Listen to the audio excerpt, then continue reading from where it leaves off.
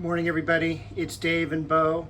Bo is just back from a venture in the neighbor's house. She had a lizard cornered underneath their air conditioning unit, but it looks like the lizard won because I think Bo just got tired. So she's home, and we're going to walk around the yard this morning, see what's new, and of course, see what needs to be done. I just got done watering, and it is a very sunny day here. It is May 31st, so you are seeing this on June 1st, 2024, and it's a beautiful day out here, no complaints.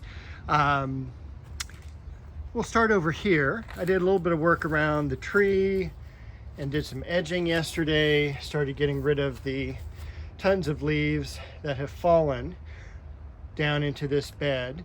And even though you do have an evergreen tree, like this is a Michaelia champaca tree, it unfortunately does lose its leaves from time to time. It does a thinning, and in May, that is one of the times this tree definitely does this. So hopefully it's about done for the season, and then it'll just be green and start to flower for the rest of the year. I did some pruning on the bay tree here. There's still more pruning to go.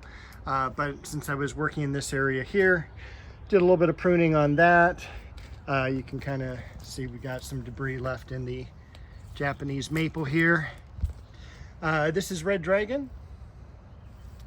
And not a whole lot of roses blooming. There are some foxglove off to the left there. We do have, I don't think I showed this last week, but this is an Arabian jasmine. The variety is Grand Duke. It is a double variety. Normally it's single, but the fragrance is about the same on both. It is, as you get close to it, an overpowering scent of jasmine. Unfortunately, if you get about 1.5 feet away, you don't smell it at all. But it is a very attractive bloom. One of my favorite fragrances. And I just wish it would bloom more. But definitely a summertime bloomer, so hopefully that's just the very beginning. You can see we do have some foxglove still here, and you know, that's not bad for the 1st of June. Over here, we'll do a little close-up of Lynn Anderson roses here. Beautiful bicolor. We've got the foliage leafing out on the cherry tree, which came out very late this year. We've got the berberis back here. That's the barberry. Another one over here. Geranium blossoms there. And Queen Elizabeth. Look at the buds beginning to form on the tree lily here. That one's about 5 foot tall. Got a bud coming up on the Chrysler Imperial. Just as I said, we just got done watering, so a couple of the blossoms are falling over. That was 49er. We can see the Leonotis back there behind the plum tree. Another lily getting ready to bloom out. This will be open usually around 4th of July. Over here, we have Tournament of Roses. And it is time now for all those other foxglove blossoms to be cut back. Again, I can't tell you what a great year it's been for the foxglove. And those are all like, you know, 6 foot tall. That's, you know, really amazing. So looking forward to what they'll do next year. Got another lily here. Got Casablanca over here. That's a little bit later lily. So no real bloom stalks yet. Or buds. Let's see. Look at the Shasta daisies. One of my favorite plants. Tons of blooms yet to go. And over here we have some more as well. That's just 3 plants, by the way. We'll look at the gladiolas. We'll walk around the other side, but we've got more lilies here. We've got Bo tucked underneath the perfect moment. And the blossoms down here, they are Scaviola. Lamb's ears, dianthus. That rose is called Sonia. We'll walk around, we'll walk around to the other side to see the gladiolas. That is Scaviola white. The chocolate cosmos needs to be cut back. That is Judy Garland. Just a beautiful blend of colors there.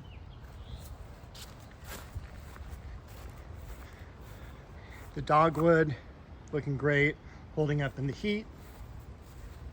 The peonies. Large California blue-eyed grass. This is the Tabernae montana. Lost most of its leaves during the winter, but now it is coming back. And as I move over here, look at the gladiolas. Of course, it looks like they're always trying to turn against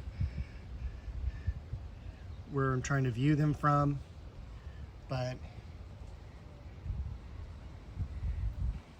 they are terrific plants. They grow up every single year. I bought them probably 4 or 5 years ago. When I dug them up to move them, the bulbs were about the size of softballs. So it is a very vigorous grower. That's the Westringia we moved. Looks like it transplanted perfectly from the winter time. Fernleaf Hinoki cypress. The dahlia and another Chamaecyparis next to it. Can't wait for those blooms to open on the daylilies. And daylilies are something I do want to add more of throughout the garden. Had those pruned back last week or the week before, because I think you did see that in the video last week. Over here, this is where I spent a lot of time on this week, was pruning a little bit more on the Japanese maples to make sure they're nice and airy. The plantings of the sedge grass down below and the fern.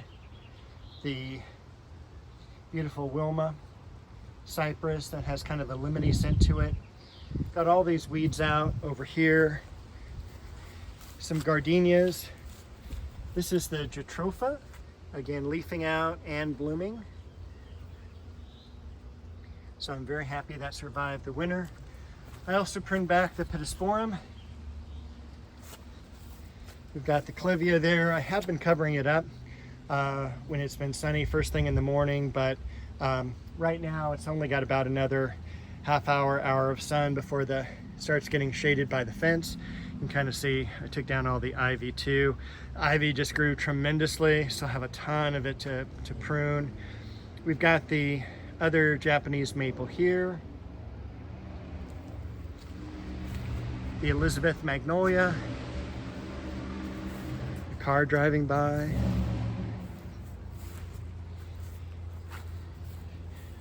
I do want to spend some time in here, clean this area out. Had still some blooms on the pomegranate, which is really cool. And again, kind of late, it's June 1st. So I'm looking forward to it producing at least a few pomegranates this year. Japanese maple Shishigashira. Variegated geranium there. It's also time to go ahead and prune and take out really all the foliage from the bulbs that came up in the fall. So a lot of times they'll just be able to be pulled out, and sometimes it's a good idea just to mark where the bulb is as well. That way you don't plant anything right on top of it. And if you're going to add some bulbs like I am this year, some hyacinths, I want to know where these are. Luckily I have videos where I can go back and say, oh yeah, they're planted here and here. But it's a good idea as well just to mark them. And then this is actually a really good time to order some of the bulbs that will not be available until the fall. That way you get first pick, They're already ordered, so you know they're coming, and then they'll be delivered. Hyacinths, here in Southern California, we do have to refrigerate them normally. I just stick them in the ground, and you know, I haven't had an issue with them blooming. So you can do either way, but maybe the first year you might want to stick them in the refrigerator. Brown paper bag, don't use plastic, use a brown paper bag so it breathes. And then you store them in the refrigerator for about 6 weeks to give them that false winter. Now, this is some yarrow, and the yarrow should be in bloom in the next couple of weeks. A great summertime bloomer, perennial, drought tolerant, comes back year after year, hence the name perennial. We've got still a lot of blooms on the Alstroemeria. A few blooms back on the heliotrope. And then, of course, as I mentioned, I just watered, so a lot of the blooms are hanging down there on the white one. The crazy creeping Charlie, that needs to be pruned. Again, I need to get in here. The Dahlia, hanging basket Dahlia. The orchids I got from Andy's just about done blooming here. And it's also a good time to go ahead and prune back the foliage on the Amaryllis belladonna. These will come back in August, September with just the blossom. So that's always like one of the coolest things, is that it just shoots up, beautiful pink blossoms, kind of trumpet shaped, and that's why they're called naked ladies, is they come up without the foliage, just the bloom stalk. Got another Japanese maple here, a pittosporum. See that beautiful daylily there. We had one more daylily blooming. This is one I had gotten a couple years ago, and I'm really happy it's open today to show you. Has the cool ruffled edges of the petals. Beneath it, that's a butterscotch salvia, salvia greyi. We do have some impatiens tucked in here. Those will be going out underneath some of the Japanese maples. We've got lemon balm. The geraniums are about done. They'll be pruned back. They'll rebloom pretty soon. Everything else is going pretty nice. The dwarf eugenia, celebrity tree rose. Look at all the blossoms on those zinnias. Doing surprisingly well. And the calibrachoa with the isotoma in between. There are some also, a lot of new foliage coming up on the lavenders, so I'm very happy about that. And I think that is everything I wanted to show you this week. If you can see, there's Bo underneath the shade there. That's where I would be. And yeah, that's it. So thanks for watching the video. Happy June, and I will see you all next week.